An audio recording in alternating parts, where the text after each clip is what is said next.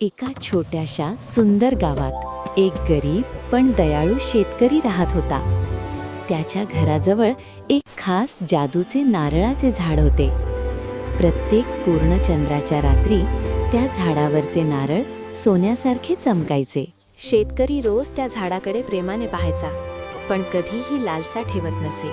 हे झाड माझं भाग्य असो किंवा नसो, पण ते मला खूप प्रिय आहे. एके दिवशी आकाशातून एक अद्भुत सोनेरी चिमणी उडत आली. चिव चिव, किती शांत आणि सुंदर जागा आहे ही. शेतकऱ्याने चिमणीला पाहताच तिला पाणी आणि तांदूळ दिले. घे चिमणी, हे थोडे पाणी आणि तांदूळ. धन्यवाद, तुझे मन खूप चांगले आहे. शेतकऱ्याच्या दयाळूपणाने आनंदी होऊन चिमणीने त्याला जादूचा रहस्य सांगितले. चिमणी म्हणाली, या झाडावरचा एक नारळ तोड, तो तुला मदत करेल.